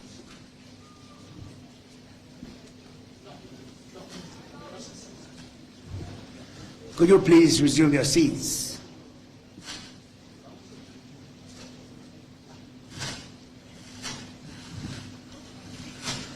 The chairperson of this event, Dr. Grace Bediako. Special guests, Professor Irene Susan Ejire, Dean of the Faculty of Agriculture, and Dr. Andrews Ajay Holmes, Research Fellow, Institute of Statistical, Social and Economic Research. Vikings Alumni President, the Hallmaster, and fellows of Mensa Saba Hall, the alumni of Mensa Saba Hall, students of Mensa Saba Hall, and other students of the University of Ghana, friends of the media, and distinguished ladies and gentlemen. The alumni of Mensa Saba Hall have bestowed on me a great honor by choosing me to give the celebratory platform lecture this year. The honor takes up greater significance as today's event forms part of the 60th anniversary celebration of Mensa Saba Hall. I therefore owe a debt of gratitude not only to the Alumni Association, but also to the authorities of Mensa Saba Hall and the University of Ghana. When I arrived at the Porter's Lodge of Mensa Saba Hall in September 1969, the hall was only 10 years old, and I was only 19 years old when I came to pursue my first degree in agriculture. To think that the hall has traveled another 50 years since I first entered its portals is in itself remarkable. But more significantly, the enormous contribution the hall has made to the development of our nation, Ghana, is something to be very proud of. The impact that the products of the whole has made in all spheres of our national life is worth documenting in detail for posterity. As an institution, Mensa Sabah Hall has achieved a lot, not only in the field of academia, but also in the field of human development, sports, the arts, and many other areas of human endeavor. These achievements would not have been possible without the active contribution and support of the Alumni Association. I have been following with keen interest the active involvement of the Alumni Association in the affairs of the Hall, and I wish to congratulate the association for the vital role it continues to play in the life of the Hall. Madam Chairwoman, now to the matter before us this afternoon. The subject of this lecture is exploiting agricultural diversification to fund economic development in Ghana. Since independence in 1957, Ghana has approached the International Monetary Fund 17 times for emergency financial assistance. That is every 4 years on average. The latest IMF intervention was last year, 2022, with a final agreement reached only in May this year, 2023. At the root of the recurrent IMF intervention is the reliance of the country on mainly foreign debt to finance our development. This reliance stems from the fact that the economy does not generate enough foreign exchange and domestic fiscal revenue to fund our economic development requirements. Historically, the country has relied on a few commodities to generate foreign exchange. For over a century, these were mainly gold and cocoa, and since 2009, oil and gas. The amount of foreign exchange earnings from these commodities depend upon the volumes exported and the prices on the world market. As we all know, the international prices of these commodities are subject to large annual fluctuations, and over the decades, their real values have declined significantly. To counteract the decline in real value of exports, there has been a strong advocacy for adding value by processing the raw commodities before export. But agro-processing is yet to attract the needed investments to boost substantially the foreign exchange earnings from the sector. Madam Chair, I now make the case for agriculture. It is both by evidence and by conviction that agriculture holds the strongest potential to steer Ghana out of poverty, guarantee us food and nutrition security, and also generate the necessary resources for the development of the other sectors of our economy, including industry, health, education, and infrastructure in the medium to long term. Over the years, the performance of the other natural resource activities like mining, oil, and gas have been below expectations. Their potential contribution to the development of the economy has been sharply curtailed by three key issues. One, unfavorable long-term contracts which are almost impossible to alter, retention abroad of most of the export proceeds, and majority ownership held by foreign interests. Gold has been a traditional source of foreign exchange for the Ghanaian economy for generations. In recent years, Ghana has become Africa's #1 producer of gold, yet the economy has been struggling, as we all know. We all held such high expectations when oil production began in around 2009. Sadly, we all now know the fate of the oil industry in Ghana. There is a global economic order emerging as a result of the current economic challenges. Food, renewable energy, water, and big data will drive this new order. Rising global tensions over the Russia-Ukraine war and the recent threats to grain supplies from Ukraine to Africa and the rest of the world threatens Ghana and the continent's food security outlook. We can only look within for food sufficiency in the medium to long term. Over 200 million Africans continue to struggle with food security.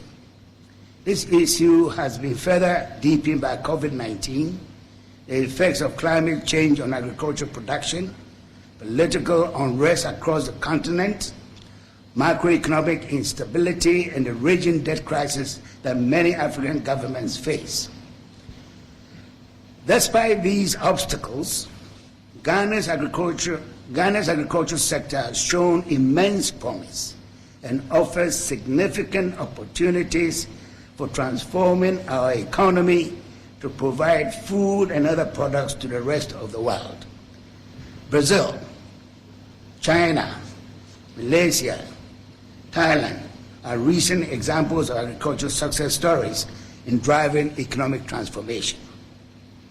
In recent years, the European Union have substantially improved crop yields through plant breeding techniques, improved farm markets, and improved trading conditions in agriculture. These have contributed to significant increases in world food supplies. The more the threats of the looming global crisis unfold, it becomes increasingly clear that Ghana's political independence, economic transformation, and the survival of its youthful population would depend on robust economy that has agriculture as an unconditional priority. It is encouraging to note that an increasing youthful population yield higher levels of consumption, which must directly convert to advantages that boost local food production and Ghana's economy as a whole. To this end, it is imperative to support smallholder farmers who continue to produce some 90% of our national breadbasket. Ghana's dream of using agriculture as a driver for economic development can be traced as far back as the 1920s, when the then British governor, Gordon Gadgesby, made pronouncements backed by initial investment to diversify the cocoa-dependent Gold Coast by developing other tree crops. Successive governments since then have made various attempts towards agricultural development in this direction. Yet, there has been inadequate commitment to full agricultural transformation that yields the needed significant results to lift the country out of its economic woes. Madam Chair, looking back at the last 6 years of my stewardship of Ghana's Ministry of Food and Agriculture, from January 2017 to January 2023, when I resigned, I will now present my efforts in laying the foundation for Ghana's economic transformation through agriculture. I'm confident that if the foundation laid are built upon, they will lead to a thriving, sustainable agriculture to bring about prosperity for all of us. The foundations come in two parts. The first part are activities with direct interface with farmers and processors to raise the level of agricultural productivity, that is yields and etc., to international standards. And the second is the creation of new institutions with legislative backing to manage and develop targeted subsectors of the agricultural economy. To raise farm productivity requires direct interface with farmers and other stakeholders in the value chain. To achieve this, I resorted to the technique of branding to popularize the adopted policies.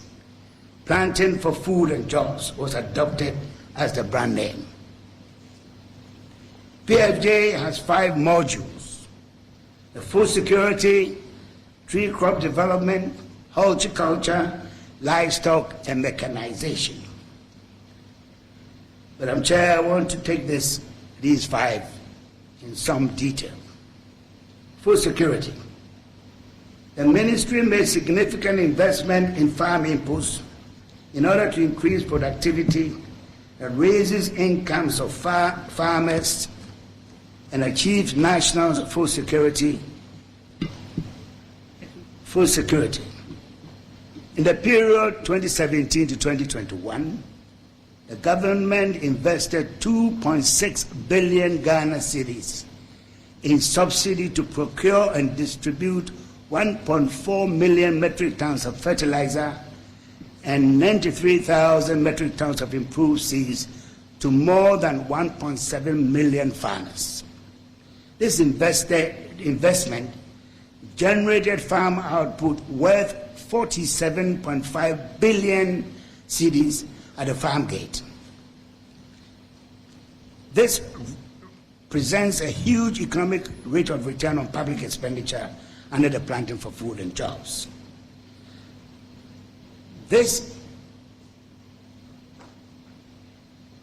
Under the program, maize yields increased from an average of 1.8 metric tons per hectare to 3 metric tons per hectare. Rice yields increased from 2.7 metric tons per hectare to 4 metric tons per hectare, and soybeans yield increased from 1 metric ton per hectare to 2.5 metric tons per hectare in the same period. In addition, within that period, that is 2017 to 2021, production of maize rose from 1.7 million metric tons to 3.6 million metric tons. That's more than doubled. Rice from 688,000 metric tons to 1.2 million metric tons, and soybean from 143,000 metric tons to 230,000 metric tons over the same period.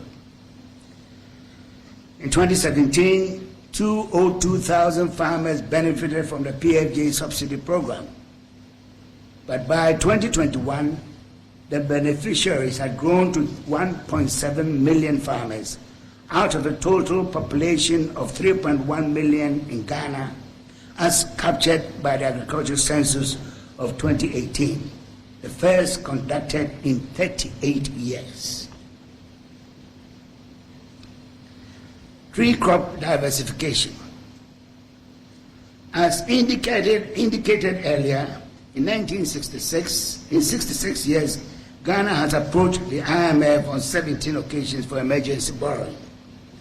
The lesson from our journey with the IMF and bilateral donors is indicative of the urgent need to expand the export earning capacity of the Ghanaian economy to internally generate high value, risk-free funds. In the short to medium term, only the agricultural sector can establish that capacity to achieve sustained rapid economic growth. Under my tenure as the Minister for Food and Agriculture, in 2019, I initiated the establishment of a Tree Crop Development Authority under an Act of Parliament, Act 1010. The TCDA, established in 2020, seeks to coordinate and promote the development of 6 tree crops: cashew, rubber, oil palm, coconut, mango, and shea. The goal of the authority is to develop, produce, and distribute the selected cash crop seedlings to farmers free of charge, so as to produce and generate a combined potential of export earnings between $6 to $12 billion per year after 8 to 10 years of implementation. At their full development, an additional $6 to $12 billion per year in earnings can substantially increase the less than $1.5 billion annual earnings from cocoa, the current highest foreign exchange earner for Ghana for over a century. The TCDA was designed to receive a seed fund of $15 million in the first 3 years of its creation.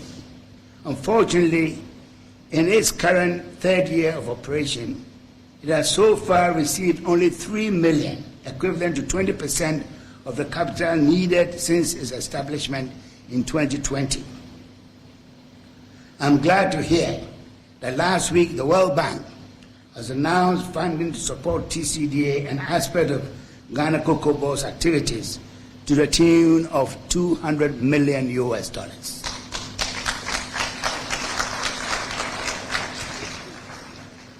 By prioritizing the tree crop subsector alone, Ghana will be weaned off its financial dependency on the IMF and other bilateral donors. If Ghana had started this journey decades ago, the country would have been closer to achieving Ghana Beyond Aid. Madam Chair, at this juncture, I would like to make reference to our good neighbor, Côte d'Ivoire. Although that country has not fully realized its potential, it has made significant achievements in this regard. Côte d'Ivoire's total annual export earnings from the 5 cash crops, cashew, cocoa, coffee, rubber, and oil palm, fetches the economy of Côte d'Ivoire some $8 billion every year. Compared to less than $2 billion Ghana earns from the same crops, including cocoa.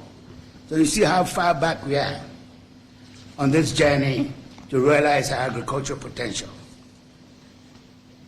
In addition, to further enhance income and job creation from its own major export earner, cocoa, the ministry established the National Cocoa Rehabilitation Program. Launched in 2020, the NCHP has been designed to put in measures that support the private sector to scale up cocoa production, expand local cocoa processing, promote market expansion of the export of cocoa products into new markets for vigorous promotion to boost domestic and international consumption. Even at this initial stage, the NCHP has achieved some significant success, although inadequate. Thousands of farmers who had abandoned their cocoa farms due to the devastating effect of cocoa swollen shoot virus disease returned to their farms. As of 30 September 2022, a total farm area of 56,343 hectares had been fully treated across the cocoa growing regions of Ghana. When fully implemented, the National Cocoa Rehabilitation Program should boost production and generate increased foreign exchange earnings from cocoa. Horticulture. The construction of greenhouse training centers which will attach commercial units is a key job and value creation tool for Africa's economic development.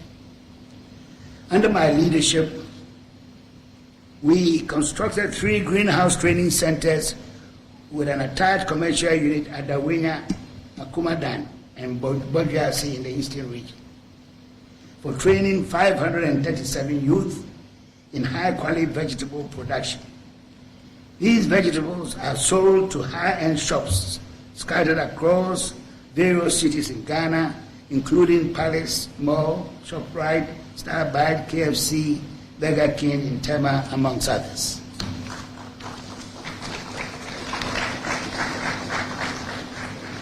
And as part of efforts to attract the youth into agriculture, 540 youth trainees and students from various tertiary institutions were sent to Israel for an 11-month paid internship to gain practical experience in modern farming practices.